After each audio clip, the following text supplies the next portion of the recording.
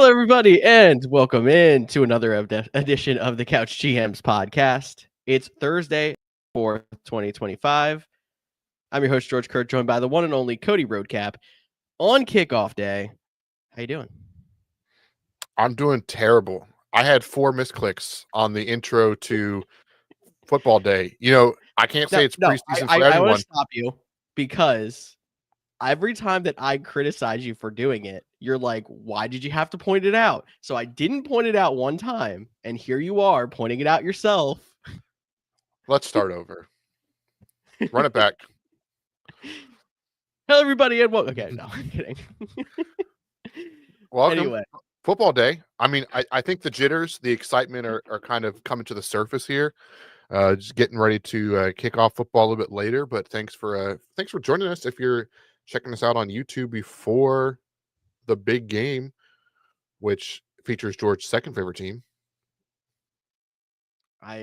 Okay, yep. Anyway, we're here for you guys this season. I just want you guys to know, if you're listening in, make sure you drop a comment with any questions. If you're listening to us live Mondays and Thursdays at 6:30, we want to give you guys the best experience we can. Obviously, Cody and I are going to talk about everything on the docket as well. You said Monday and Thursday. Like, you kind of forgot to, we're officially back twice a week. I know we announced that last week. That's big news. 2 times a week. You get to hear our lovely voices, and if you watch us on YouTube or Facebook or Spotify after the show, see our lovely faces too. Even on Twitch. On Twitch, yeah. I'm even forgetting that. We stream on Twitch now. There's so many things happening here. #gamers. But I mean, we talk about fantasy football. It's a game, right? It works. Yeah, exactly. Yeah, gamers. You can find us everywhere at the Couch GMs, Facebook, X, Instagram, TikTok. Find us on YouTube, like I said. There's a lot to talk about, though, as we get into the NFL season. Cody, what is happening?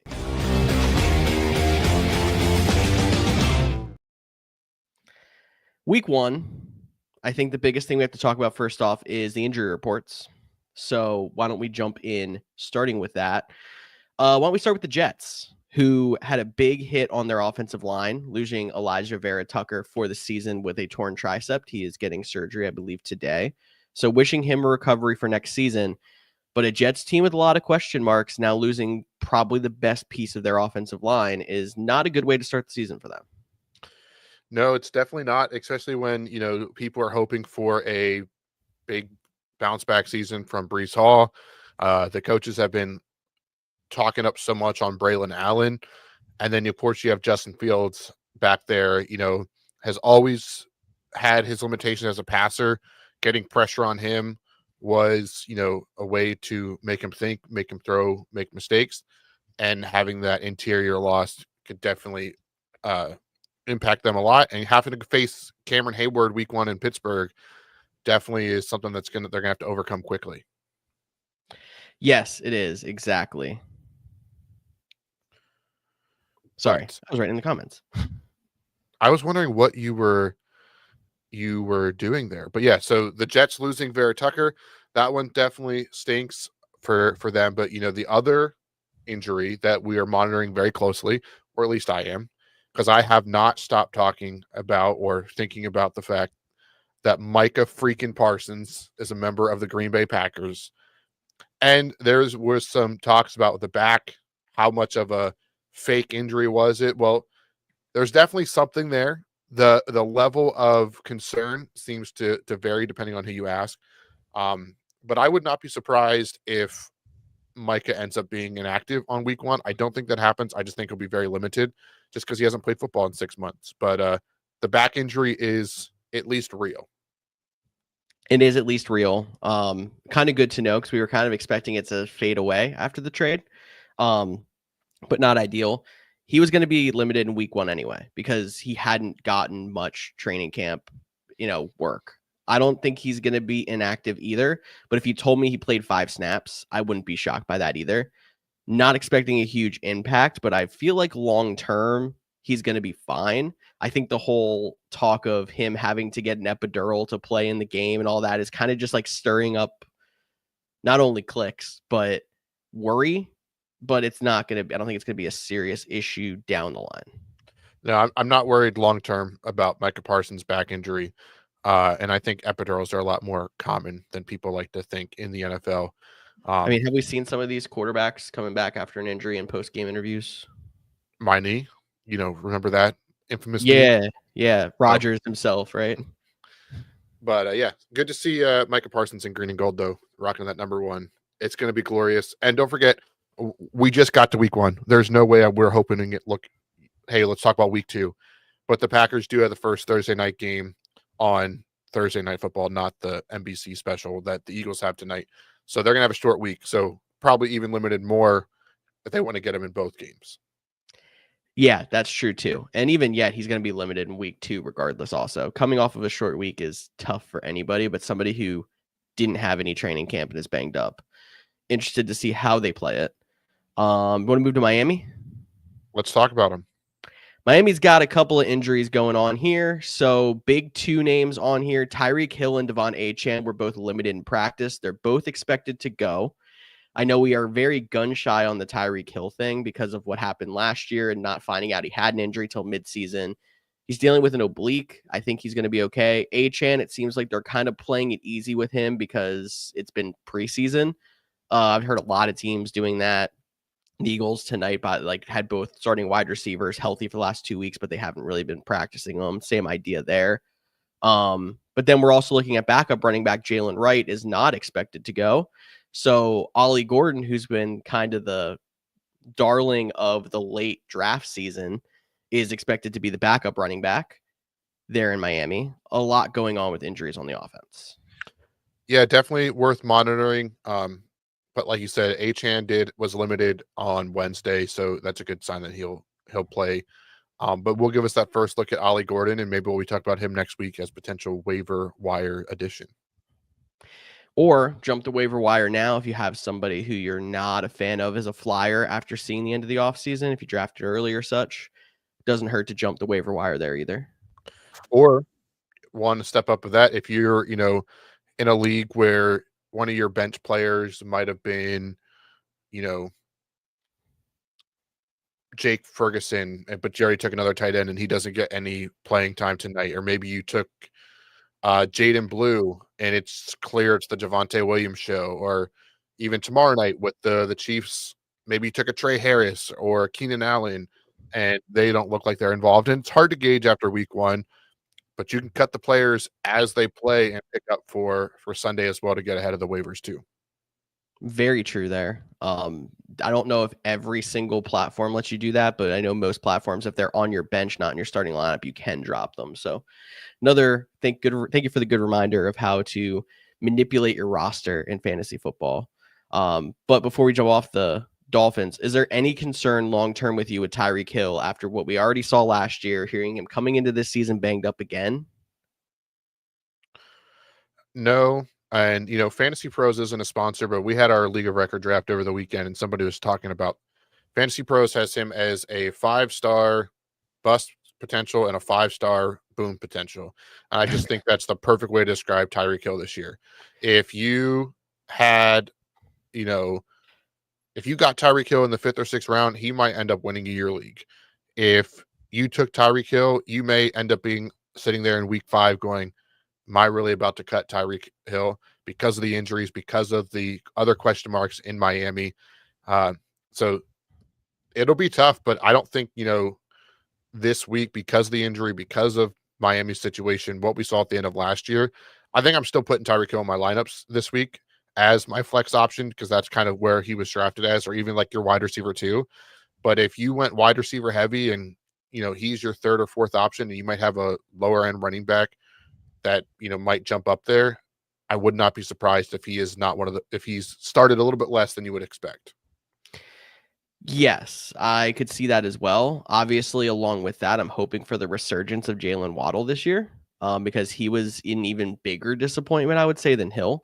Hill at least performed. He just wasn't performing up to his draft capital. There was weeks where Waddle just completely disappeared. So if we're expecting a boomer bust season out of Hill, hopefully we get consistency out of Waddle. Hopefully there's something consistent about Miami that isn't just being a middle of the road team. It's fair. I mean, Achane's been consistent as long as he's been healthy. And Tua's been healthy. He has not been good when Tua is out.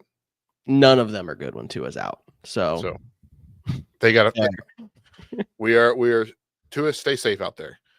Yes, we are all starting the prayer circle for Tua early, apparently.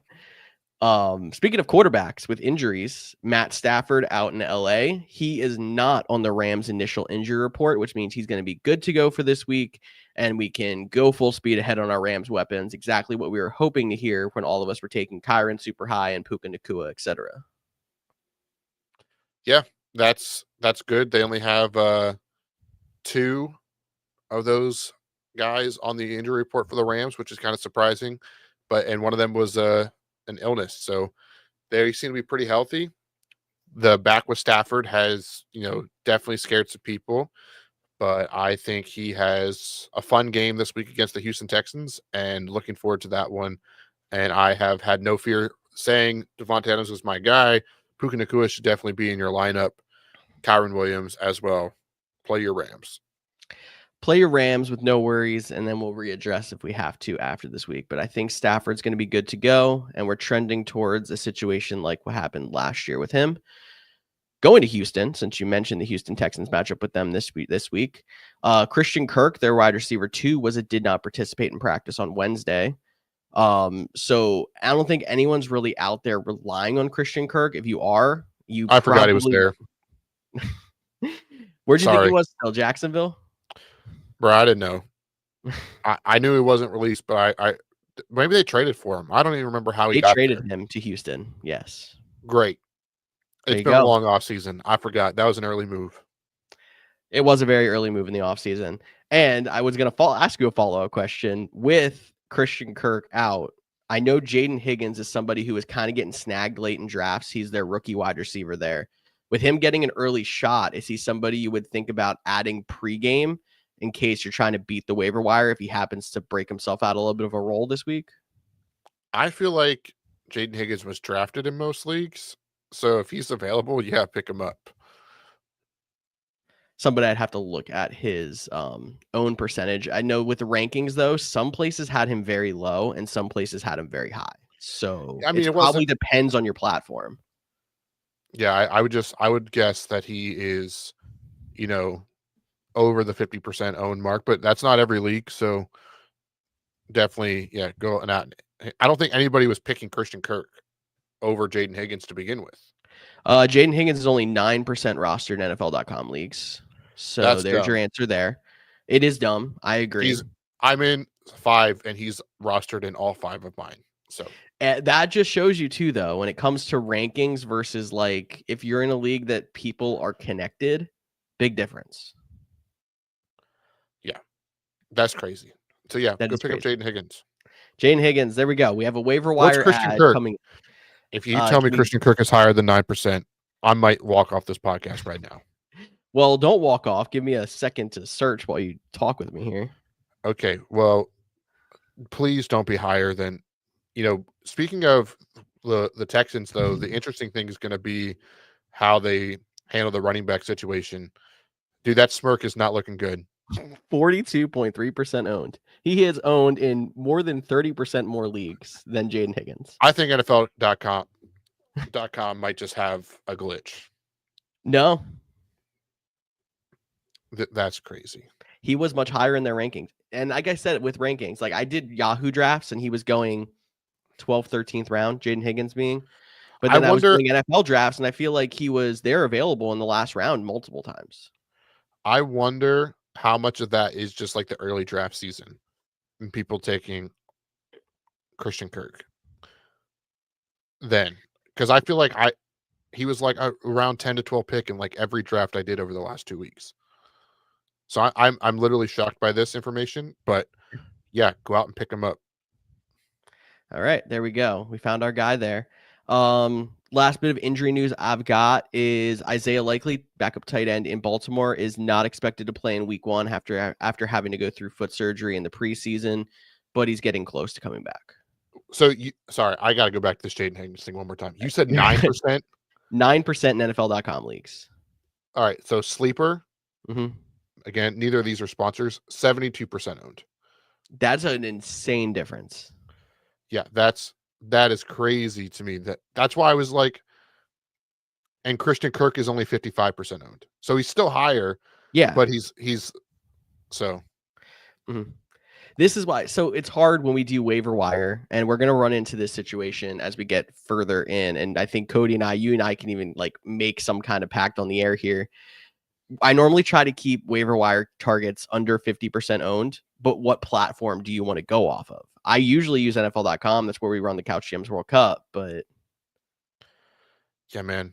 We might have to move to sleeper if those numbers don't change and it starts getting a little bit crazier. Maybe we cross reference. Maybe we'll cross reference if there's like a, if we notice a big drop in a guy, like, hey, if you play NFL.com, Jaden Higgins is a guy you should go pick up. If you play in sleeper, maybe we're talking about, hey, maybe you should go pick up Alec Enumenor from the Tennessee Titans, who's going to be their wide receiver too, or Dante Thornton, who looks like he's going to be their wide receiver 2, maybe 1, depending on how much Jacoby Myers is going to play. Like maybe there's some differences there. I don't have those numbers in front of me, but that is something, a little self-scout live on the air right now. I like it. And we're actually going to get to one of those guys you mentioned here in a minute, but one more injury slash contract news. Jawan Jennings, he got an incentives raise after he was listed as a limited participant in practice on Wednesday, is likely to go this week. So that's more money to the wide receiver position. It shows that they want to get Jennings involved this year, at least in my opinion. But with being incentive based, he didn't get a straight raise. Yeah, and they need help at running back, or wide receiver, excuse me. Yeah. They have Ricky Pearsall and a bunch of dudes a bunch of Georgia's favorite guys, Paul Turners. Jawan Jennings is better than a Paul Turner. Right. I know, but I was saying he was hurt. Like until he was cleared back, it was Ricky Pearsall, and yeah, Jennings is good. He's a solid, like wide receiver 2-3 option. Yep. And that's what he's going to have to play, jumping right in here with them only really having Ricky Pearsall this week. So interesting situation in San Francisco. I'm sure we're going to get back to talking about them in a bit. Amari Cooper, he went back to Vegas when they had the Jacoby Myers situation, and then today announced that he plans to retire from the NFL. But he's retiring where it all started, in Vegas. I guess technically with the Raiders, but not the news I was expecting coming into opening day. Yeah, but can't say I'm surprised. I mean, I'm surprised that he even took the time to sign, but yeah, outside of that, not too much surprise there. That he was just like, hey, I'm rather not going to do this. He's been on Did he still realize that the Raiders are kind of a mess? I think it was more of just like, oh man, I don't really think at my age I want to go through another season like this. What'll be fascinating is, week 10 rolls around, a contender gets a wide receiver injury. They can talk him out of coming out of retirement, and then does the Raiders release his rights? Because in theory, they would still retain his rights because he did sign that 10-year deal, or 10-day deal 10 days ago, not a 10-year deal. Yeah. And it would keep him under contract for this year. So that they would technically have to trade him, I believe. It would make it interesting. I don't know if that would limit him being able to come back in that kind of capacity, or if the Raiders would just be like 7th round pick and he's yours. I guess it depends on how the Raiders would want to play it. For sure. I mean, you've seen people just get released or traded for conditional 7th round picks. So I don't think it'd be a big deal if he wanted to come back down the line. But he's probably done. He probably locked up, and I don't think as fantasy players we were expecting much out of Amari Cooper. Anyways, I mean the biggest thing was it just happened the same day that Jacoby Myers requested a trade, which he has not been traded to this point. And they were like, "Oh no, we've been talking to Amari Cooper for a while now." And maybe it was like the whole back and forth, and then they kind of talked him into coming out, and he's like, "Yeah, this isn't for me." So I think he's done. I think so too. And did you hear the Jacoby Myers press conference, by the way? No. They asked him about his trade request, and he just straight out was like, I asked for a trade. The Raiders said no. And that was it. It's just done. So I don't think he's getting traded. I don't think he expects to get traded. He's not happy. He definitely didn't sound happy. But that makes me think that like he's still gonna have a role. I don't see that changing, which is good for fantasy if you're somebody who took the flyer on him. But it's not exactly a great situation either. Yeah, I think Jacoby Myers would be okay, and I think that's a conversation we might revisit at the trade deadline, depending on how the Raiders season is going. Maybe he, gets maybe has a really good start to the season, gets the contract he's looking for, or maybe he gets traded to a contender a little bit later. Maybe so. We're going to find out depending on how well they do. Former team of Amari Cooper, the Buffalo Bills, actually signed back another one of their own, bringing Gabe Davis back to their practice squad. I think I heard that he was not expected to be active for week 1, but adds another interesting name in there who we were relying on for a bit there in Buffalo. Yeah, man, just more mouths to feed. I don't think he'll. Gabe Davis, I'm not rushing out to pick him up in fantasy in no way, shape, or form. I'm not even in your deeper 14, 16 team leagues. Bless your heart if you play in those. But I'm not running out to chase him. He might get a game where he catches 2 touchdowns, but other than that, I don't see him. They let him go for a reason. They're going to be just fine with Shakur, Kincaid, Coleman, Cook. Yeah. And I mean, what you said is also kind of just how he was. Like, he always flashed around because it was like, oh, he's got 3 touchdowns in a playoff game. He got 2 touchdowns this week, but he was always pretty inconsistent. Mm-hmm. And that's probably part of the reason why he was shipped out of Buffalo, but it gives them an option if they end up having any injury situations or such. But no, I think we're pretty safe with rolling with Shakur, rolling with Coleman, and whoever else we have there as our normal guys. I agree. Do you want to talk depth charts? Sure. I know you get super excited talking about depth charts because a lot of them are made by PR teams, as you like to mention, Mm-hmm. and a lot of them are unofficial. But as a fantasy player, it's kind of hard to look at some of these I'm going to throw at you and feel comfortable about some of these situations. The first one's actually just something you mentioned earlier. Dante Thornton was listed as a starting wide receiver for the Raiders. Obviously, he's starting alongside Trey Turner. No, Trey Tucker. Trey Tucker. It was a Trey T, and I forgot the name. And Jacoby Myers, but he beat out a 2nd-round rookie as a 4th-round rookie. And so he's somebody you're kind of looking at on the waiver wire moving into week 2. Yeah, I mean, I think Dante Thornton could be a good player. It's also kind of wild that they have 4 wide receivers currently on their depth chart. But unless I don't know how to read, maybe that's part of the problem. But I only see 4. But yeah, I mean, he's a solid player. I like Jack Beck too. Thornton had the bigger preseason, so not surprised that he gets the little push there. But to your point, this is just the PSA. I will always say, when it comes to depth charts, preseason, week 1 of the season, the PR team goes, okay, this is what it looks like. Coach, how's this look? Coach goes, good. Doesn't even look at it. And it gets posted on the website. Now, after week 1, and you start to see, oh, this guy actually was a starter. This guy was, out there for the first snap, which then you can start to use them. But it's still a little bit too early for me to be intrigued too much. But the player of Dante Thornton going back to the draft has intrigued me. So I would keep an eye on him. All right. Moving to Denver. There's been a lot of RJ Harvey talk. He even changed his number. That's true. Is he the one that changed it 3 times? I don't know if it's 3 times, but he's now 12 as a running back. I don't like that at all. Maybe I know they you don't do either. it now. I don't like it. They're going to line him up as a quarterback and really confuse people. Bring I'm back already the confused enough Miami just from Dolphins saying podcast.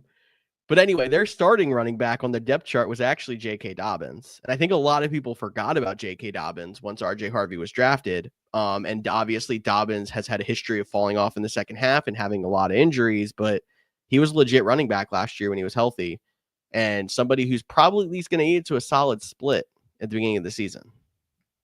Yeah, I mean, Sean Payton's always liked to have 2 running backs. He has J.K. Dobbins, R.J. Harvey. They're going to start with the veteran. I think Dobbins will get the goal line work to start, the red zone work until Harvey might come on strong later in the season. I think people are hoping Harvey becomes more of that, Alvin Kamara pass catcher role. But until we see that, I think J.K. Dobbins is the smart play, especially early. Thank you, Tyler. Appreciate your comment. That makes two of us. I don't know why he's even still here. He deals with me. What's the next one you got? The talk of the recent offseason, Bill Crosby Merritt is listed as 4th on the running back depth chart in Washington behind Austin Eckler, Jeremy McNichols, who I forgot still existed there, and Chris Rodriguez. Great. This one I'm not like when you took Bill, like there was the flyer. He had an exciting preseason. That he was the guy that the team was talking about the most. If it's Eckler and Rodriguez still leading the way, not surprised at all, especially early. Like I don't think Bill, in my opinion, was a guy I was expecting to start week 1. Like I didn't go as much as a guy that likes to go no running backs. I wasn't going no running backs and relying on Bill. So I'm not cutting him if he has a poor week, but because he's 4th, I think a big tell will become 11:30 on Sunday Eastern time. If they probably aren't going to keep 4 running backs up on the game day roster because you can only keep 46 players. So that'll be an interesting tell. If he's, a healthy scratch, then maybe it is time to cut bait.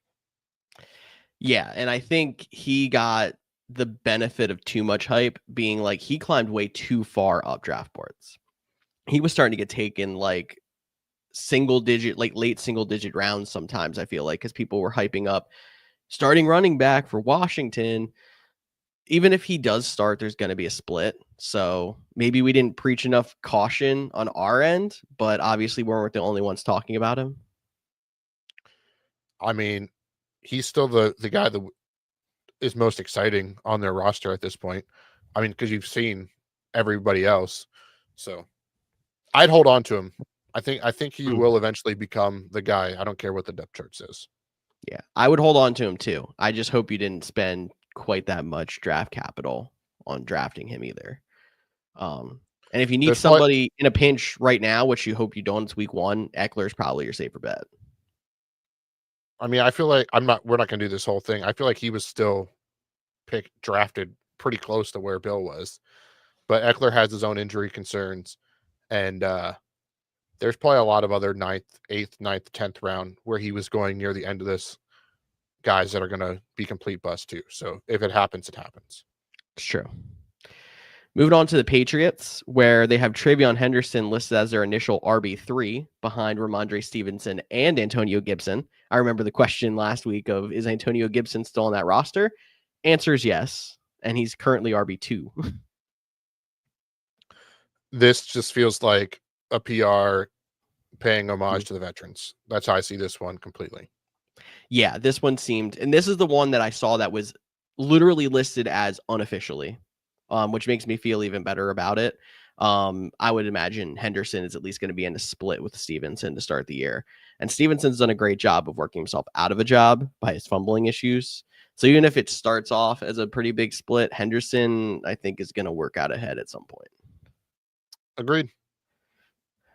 One more piece of running back news. Steelers also listed rookie Caleb Johnson as running back 3.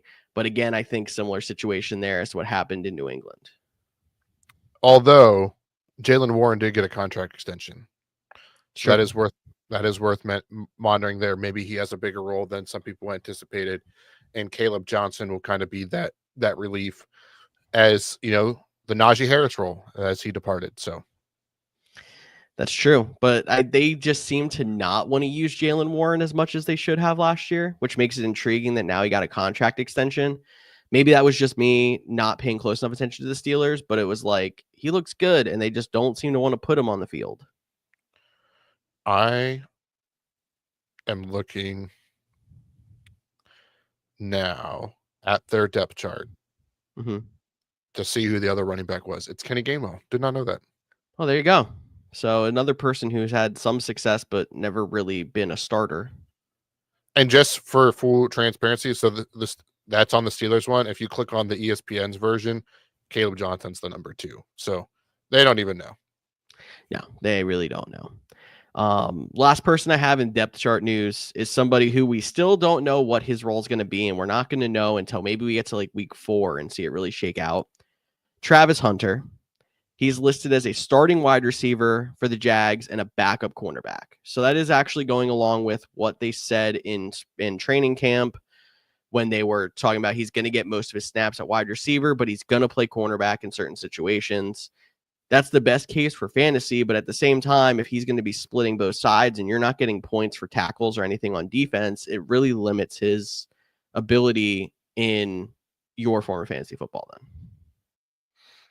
Unless he is just like a third down corner and a legit starting wide receiver. I mean, he's already a wide receiver too.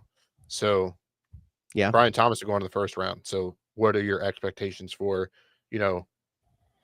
George Pickens, Devonta Smith, Jalen Waddle, those kind of guys? That could be like his ceiling potential as the current wide receiver too. that could be a ceiling, but I mean, the way I look at it is, say he has a great year at wide receiver and he does put up stats similar to those guys when he's on the field.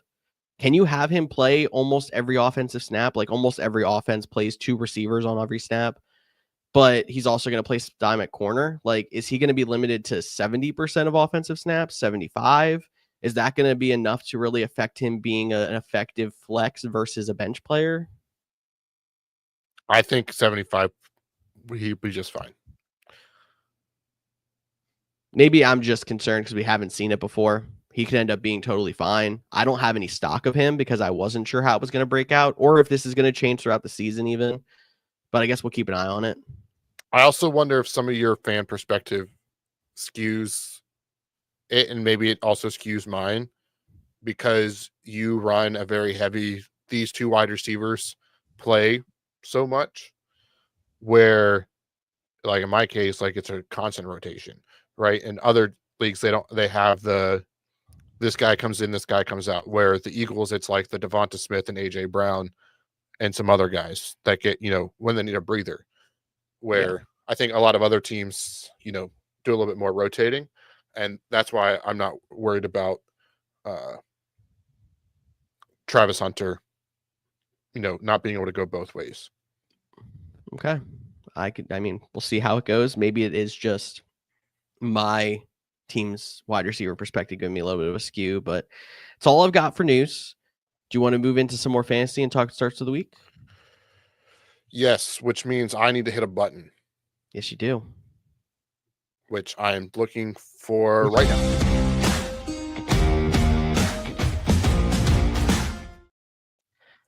So as the season goes on, I'm sure this segment is going to change a lot. We'll have some sits in here as well, but in week 1, it's kind of hard because you should be going out there and kind of playing the guys you drafted to be your starters. Maybe you have a question about a flex or something like that, and if you do and you're listening in, drop it in the comments. We'll be happy to answer those as well. But Cody and I are trying to pinpoint guys who are going to be in a lot of starting lineups or could be in a lot of starting lineups that we think are going to have big weeks.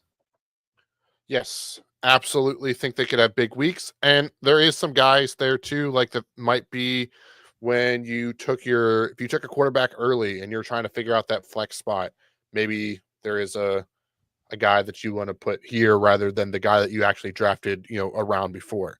Those kind of things. Exactly. So do you want to start off with your running back? Yeah, sure.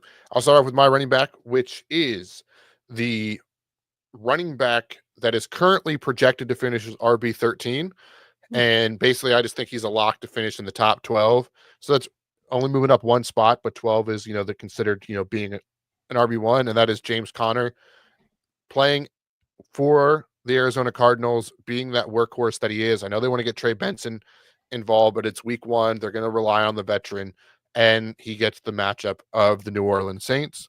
It would be remiss of me if you've been a long time listener to not say they are traveling to New Orleans at 1 o'clock, West Coast to kind of East Coast. But it's Kind of not West Coast to kind of East Coast. Yeah, and so had to get that in there somehow, so we're officially back.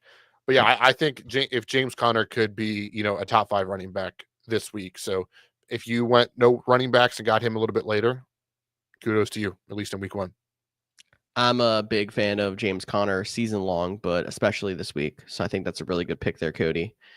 My running back is probably somebody you didn't draft, or hopefully somebody you didn't draft as a starting running back. But I think someone who, if you took late, could be a flex option, and that would be J.K. Dobbins. We mentioned him earlier as potentially being the RB1 on the depth chart. Maybe he's not, but he's going to get a good split of work in the early part of the season.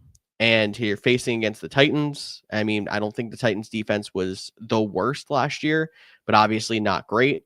Dobbins is going to have opportunities. Hope he catches in a touchdown. He's somebody I think you could flex this week. Yes, and I'm currently looking up to see, because I feel like he's another guy that has a drastic roster percentage depending on your platform.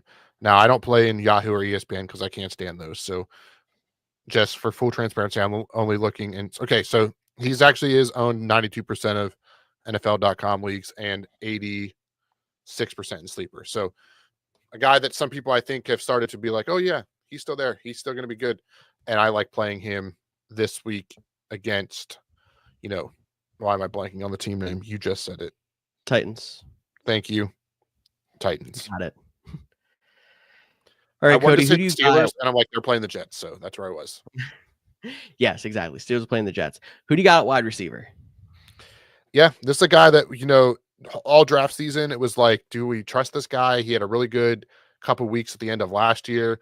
And I think all of the signs are pointing for him to have another good, at least, game. And that is wide receiver Jerry Jeudy of the Cleveland Browns. He has the gunslinger quarterback in Joe Flacco that's going to want to push the ball downfield. He's going up against the Cincinnati Bengals, who everyone agrees will be a bottom 5 defense this year. And he can put up wide receiver 1 numbers. So he is like the perfect guy that, maybe I drafted him around later than I took, a rookie like Ted McMillan, right? Is Ted McMillan going to be my flex or Jerry Jeudy? Probably going to go Jerry Jeudy this week. Yeah, I don't think that hurts. And I think Ted McMillan wins that battle through the whole season. But especially once I heard that Joe Flacco was the starting quarterback for the Browns to at least start the season, made me feel better about Jerry Jeudy, made me feel better about David Njoku as well. Could not agree more. My wide receiver, we talked about how banged up they were at the position. San Francisco, we got Ricky Pearsall. He's probably somebody who you took near your flex, probably on your bench. He should be owned pretty much everywhere. If he's not, I'd be surprised. But he's somebody who I have no problem going into a wide receiver or a flex spot this week because he's going to have every opportunity to take away a starting job. The only person he's got there with him besides CMC and Kittle, at least at the wide receiver position, is Juwan Jennings coming off of an injury. It should kind of be a 3-headed monster, I think, this week. Jennings working back in slowly because he's just coming back. Yeah, I think Pearsall could be in for a big season, so I like that one a lot. And then we decided to go one more player. We made it flex, so you can make it either a running back or a wide receiver. What'd you pick? Yeah, and I think it's important to know, like, as we do the segment this week, and when we say flex, it is not, we think this is a flex only player. It gives us some flexibility to talk about, any other position. If we wanted to throw a tight end in there, we could. But my guy, Dave, I'm not going to say he's my guy. No, the guy I chose in this week is David Montgomery. We talked a little bit about it when we did all those mock drafts, how he was getting drafted, 5, 6 rounds after. And he's still going to be involved. I don't think it is going to be, an 80-20 split. I think it'll be much closer to, like, you're hoping for 65-35. Like, that's what you're hoping for. It could be closer to 55-45. And he gets to go up against the Green Bay Packers, who were much better against the run last year. But I talked about their trade. Maybe this is just another chance we talk about trading Micah Parsons. But the person that was involved in that trade is Kenny Clark, the guy that ate up the runs in the middle. What's a good way to slow down a pass rusher? Run it right down their throats. Much easier to do when Kenny Clark is not there. So David Montgomery, I think, could be in for a big game. And he loves scoring touchdowns in Green Bay, which is annoying, but he does do it. He loves scoring touchdowns in general, it seems like. And he's somebody who, as much as every time we write him off, the Lions coaching staff just really likes him. Like, we can say there's a chance he only gets 20% of the carries this year. I wouldn't be shocked if it was 50-50 again. I don't think it's going to be that far. 60-40, somewhere around there is probably where we're going to end up falling. But I think they've proven that they run the ball and have enough of a commitment that many carries is still going to make him a flexible option and still give Jahmyr Gibbs, who is such an explosive guy, not only, the stamina that he's not going to tire out, he's going to have the ability to make those big plays. He's still going to get plenty of touches to be able to put up the yards too. So Montgomery's a good pick. I don't want people to forget about him. I think we kind of both were on his side in the offseason too, going into draft season. Yeah, I think Montgomery is being a little bit slept on because of the hype around Jahmyr Gibbs. And look, I have Jahmyr Gibbs in the league. I think Jahmyr Gibbs is really good as well. I think he's a fun and fantasy player to have, but I think there will be weeks that, Montgomery is right up there scoring as many points as he is. Exactly. And that could be 15 a pop for each of them. There's going to be weeks where Montgomery scores 9 and Gibbs scores 25. And that's just how it's going to be. But I think Montgomery. There'll be weeks that Montgomery outscores Gibbs too. He'll have, Gibbs will have, a couple catches, 70 receiving yards, 70 rushing yards, have a solid day. But then Montgomery will have, only 50 rushing yards, but 3 touchdowns. Like that'll happen. Yeah, it's going to. It's happened in the past. I don't think the formula we had for them two going into last year is going to be similar to how it ends up being this year as well, at least in my mind. Agreed. Who's your last player for your starts of the week? My last player for starts of the week, I think Cody's going to enjoy this one. We're going Josh Jacobs.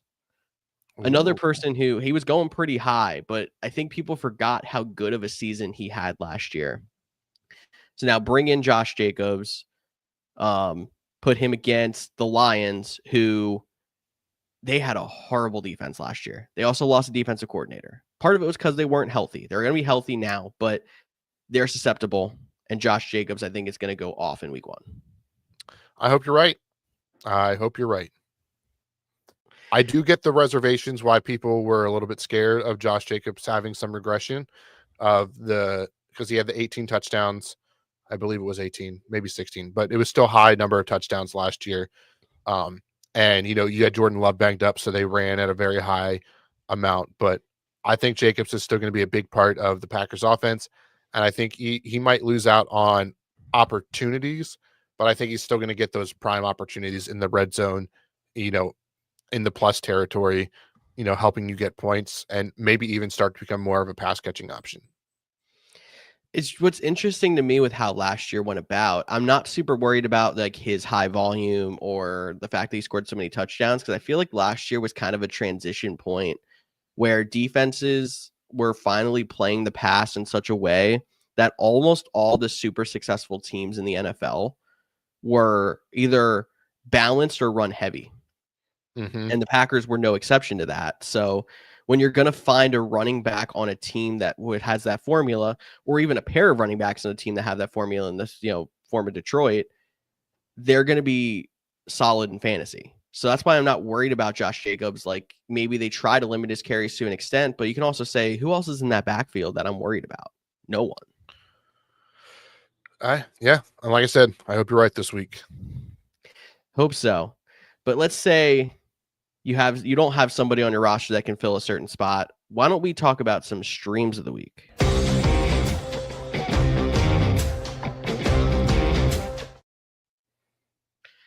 All right, Cody. In this case, we're going to talk about a quarterback, a tight end, and a defense each. Some guys that maybe you didn't take a defense in your draft, or you really waited till late on quarterback or tight end, and we're going to play some matchups to try to make sure we get you the most out of your team for week 1. Do you still want to start off with your quarterback? Sure. So my quarterback here, and this is week 1. So, right, you drafted your team. You want to play the guys you drafted. But we're big proponents of, late round quarterbacks. If you don't get one of the tight ends early, late round flyers. And sometimes, you see the rankings, you see where they're at. You're like, oh, I really like this guy, so I'm going to pick him. But then if you take a step back, there might actually be a better option for you on your waiver wire. So tonight's Thursday Night Football. Eagles are kicking off against the Dallas Cowboys. I know Dak Prescott, he was a late round flyer darling this all season, but the Eagles defense is really good. It's year 2 under Vic Fangio. I know Schefter threw out some tweets about how well Dak has played, so maybe you're still going to roll with him. Maybe you don't trust that. Maybe you're worried about Jared Goff without Ben Johnson. Maybe you're worried about Brock Purdy without, those weapons because you're not 100% sold on Jawan Jennings. Is Christian McCaffrey back? They all have tough matchups. Who doesn't have a tough matchup is the Jacksonville Jaguars hosting the Carolina Panthers. Trevor Lawrence, new head coach, is going to want to show off his new offense. I think Trevor Lawrence is a really good stream of the week, or definitely at least a cheap quarterback option for your DFS lineup. That's a good way to put it there too. And he was somebody I was kind of tossing up as maybe I want to take him as my streamer. So solid pick. Don't know where we're going to get out of the Panthers defense. And he's going to be out there with more weapons maybe than he's had in a while. If you think Travis Hunter is going to make an impact, and Brian Thomas had a great rookie year. So yeah, I mean, the quarterback that's going to throw the ball to a round one wide receiver typically is a guy that gets drafted. Typically. And now was Brian Thomas a first rounder last year? He was a first round, rookie wide receiver. I'm talking first round fantasy wide receiver. True. He was going the end of round one in some leagues. So, and obviously not a great track record for Trevor Lawrence, but this is going to be, if he's going to break out anytime in his career, I think there's a good chance that this is the year that it happens. But at least ride with him week one. I like your pick there, Cody. My pick for my stream of the week at quarterback in week one is actually going to go to Miami, and I'm going to pick Tua. He's still got his head, as of now at least. And I think the track team's going to try to go out there and try to prove that they still have it. So we know it doesn't even take a lot for Tua to get a lot of points. If he throws his slant to Tyreek Hill and he takes it, and he does the same thing to Jalen Waddle on the other side, he's already having a decent day on 2 passes. Achane gets involved in the pass game as well. If they're all out in the field, as long as Tua doesn't have as long as Hill doesn't have a setback and he ends up, missing the first week of the season, I think Tua is a solid play going up against the Colts, who nothing special there on defense either. Yeah, Colts kind of stink. So yeah, I like that one. But if you had to pick one between my guy and your guy at quarterback, who do you feel more confident about starting this week? It's tough. I think you might have convinced me on going Trevor Lawrence, though. I like it. I like it a lot. And throw out this, Marcus, no, George is a Chargers fan. You got it confused. I think he was trying to respond to a comment and it ended up that way. Ah, I see it because it says he is a Chargers fan. So I'm sorry, Marcus. I'll help you I'm out. a Chargers fan. I don't know what you're talking about. George hates me so much. Love you all. Talk about tight ends, Cody. I know it's your favorite position to talk about. Yeah, get out the dartboard, throw, and no, this one, I know there was some injury concerns. That's why it might not be the best option. So you have to monitor the situation here. But I'm going to go with tight end Cade Otton for the Tampa Bay Buccaneers. Emeka Egbuka has been drafted really high, a lot of expectations, but he is a rookie wide receiver. They're not going to have Chris Godwin. Mike Evans is Mike Evans. But they're going up against the Falcons, which, some people have the Falcons being very good. They still might have a terrible defense as well. So getting, Cade Otton as a potential pass catcher for the tight end position, I think could be a solid stream this week. I know there's still some dynasty leagues I have Cade Otton stock in, and I keep waiting for the consistency of the breakout. He's shown he can do it. It's just going to be hard long-term for him with so many mouths to feed. Week one, when they still on Chris Godwin, I like the move. I like it too. Who do you got? So I got somebody who's been hyped up pretty strongly over the last week in fantasy circles. I'm going back to Jacksonville. We're going tight end Brenton Strange. So somebody's got to take targets that Evan Ingram is vacating there. Obviously, Travis Hunter should be getting some of them, but if they want to get a tight end involved, maybe Brenton Strange is somebody we should all be looking at. And Evan Ingram was a streamable guy last year in Jacksonville with Trevor Lawrence. So I like the tight end fit, and it just makes my stream of Trevor Lawrence feel even better. It does. I didn't even think of that. So there you go. If you're really feeling crazy, go out there and draft or stream Trevor Lawrence and Brenton Strange if you need one of each. But maybe that's not the best move. Could be a fun stack in a DFS lineup and then still get your top running back wide receivers. That's very true because they both got to be fairly cheap. All right, defenses. Defenses win championships, and some people don't draft them because they play the game to take a suspended or injured player and throw them in IR, and they got to pick someone up, and those top defenses are gone. But that's okay. Defenses are very volatile. It's always tough to predict week one. But for me, you talked about Tua. I'm gonna talk about the coaches being bad. And anytime I can get the defense that gets to play Daniel Jones or potentially Anthony Richardson, if something chaotic happens, I'll take that opportunity on a flyer. So give me Miami versus the Colts. I'll call it now. Minka Fitzpatrick return, back in Miami, gets interception week one. I could definitely see it. And I like with streaming defenses, you try to pick offenses that you think are going to be bad. And there's a really good reason for you to pick Daniel Jones in this case. But I think I one-upped you on the picking offenses that I think are going to be bad because my streaming defense is the Arizona Cardinals because half the people in the world can't even name the starting quarterback for the Saints. And that's the matchup they get to come in here on week one and see. His name is Spencer Rattler. Put some respect on it. I'm kidding. Yeah, I mean, don't be a jerk. I'm not going to be mean about it, but right, they are in shambles, not only at the quarterback position, but most of their team at this point. Like Saints should be a top 3 pick. Cardinals get them week one. Very solid defense stream option. So is this honestly though, feels like the situation where the Saints come out and win week one and then finish the season with 2 more wins? I could see that. Right? Because that happens every year. You see stuff like that. You see, the random things where what was it? The Colts could never beat the Jags, or the Jags could never beat the Colts in week one for a long time. So there's always craziness in week one. Expect it, embrace it, and just be thankful football is back. 100%. But before we get out of here, Cody, do you want to go a little deeper and each of us pick a game of the week? Let's do it. You're going to have to use your imagination on the bumper for this one. That's totally fine. So what Cody and I here are going to do every week, we're going to pick whatever game that we want to talk about more, whether we think it's a great matchup, whether we want to talk a little deeper in fantasy with a lot of good fantasy players, kind of a segment that's up to us.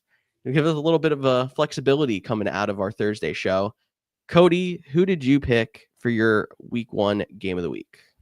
Yeah, I will tell you that. But first, I want to just, again, reminder, week one is crazy.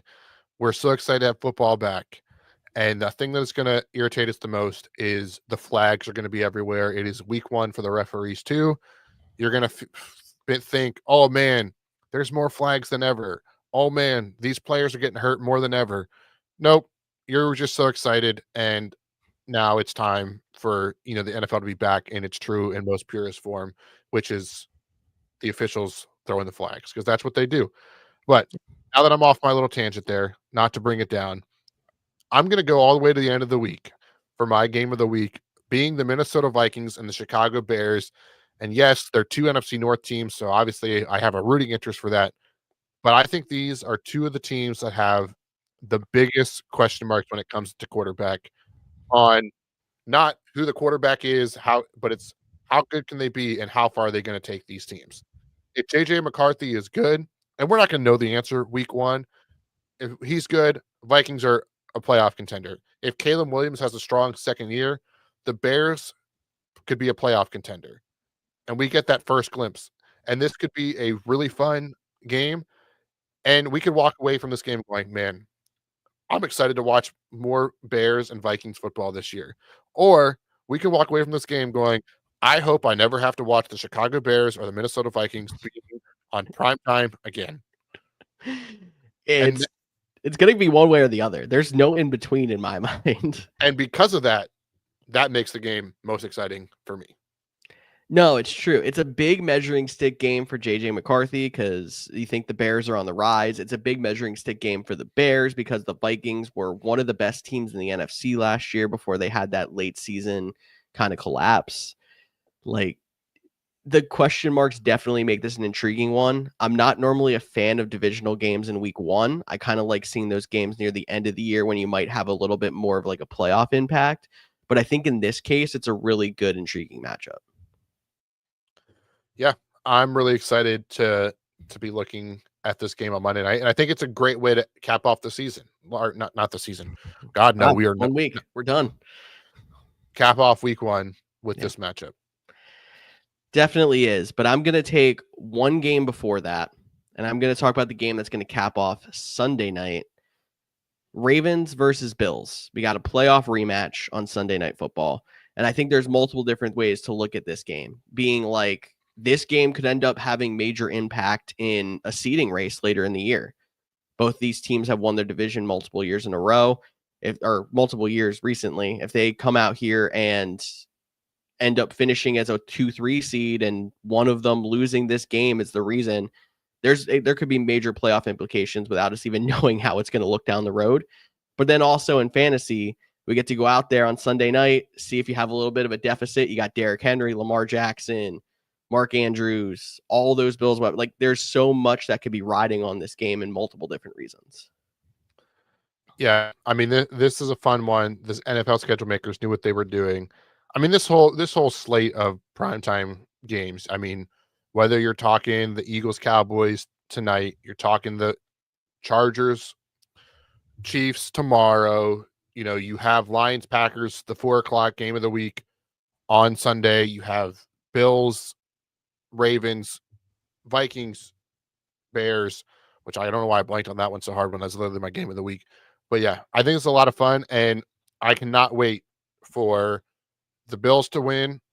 And people are like, well, they finally beat the Ravens, so they're gonna, win the AFC, or the Ravens to win and be like, see, Lamar should have been MVP, and it is going to be a great time for overreactions after that one. It is. I mean, just because this is considered the harder matchup for either of them as opposed to the Chiefs versus the Chargers. The Chargers are a legit team too, but everyone is trying to find the team that's going to take down Mahomes. And obviously the winner of this game is going to be the front runner for the team that's going to take down Mahomes this year on everyone's bingo card after this week. Yeah. So I think there's only one thing left to do, and that's to briefly talk about this Thursday night football game that kicks off in just under an hour, which is why we do this show, to be a little bit of a preview, but not much to talk about. We know the injuries. We know the guys. You're wearing an Eagles jersey, so just tell me about this game.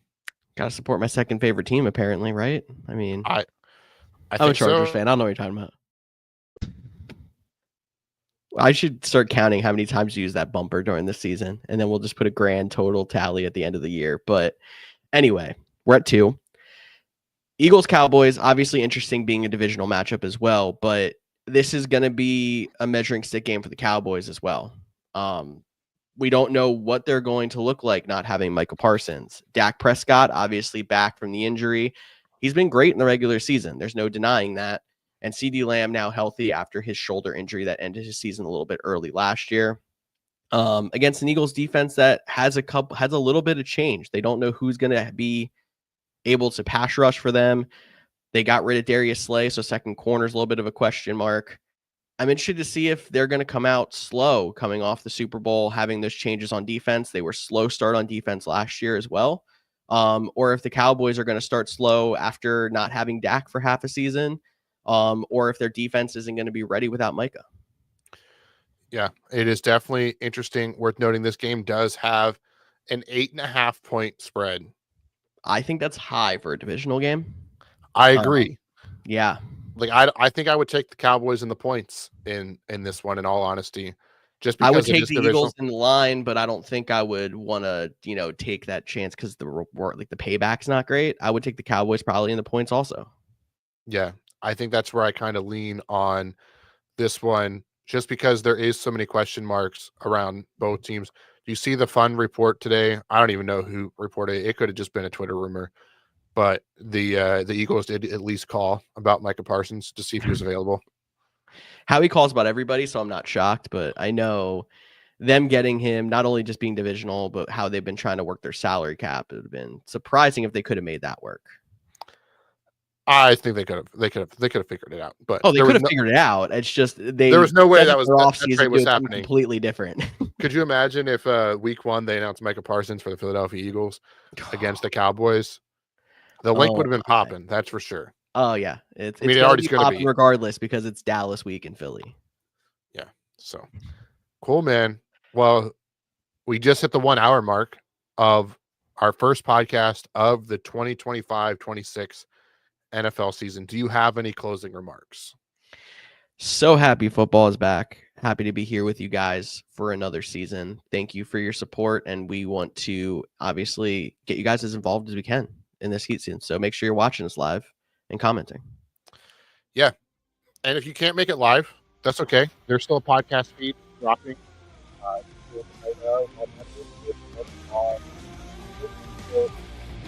The week. Make sure you shoot us DMs if you got questions or you want us to ask you or answer a question here. We'll be glad to. Make sure you're following us on social media at Facebook, Instagram, Twitter, X, TikTok, all those good places. George has been pumping out the reels and the short form. We're getting a lot of good feedback on those, so make sure you're checking those out as well. I'm Cody Roadcap. That's George Kurth, and we will talk to you all on Monday. Go Birds.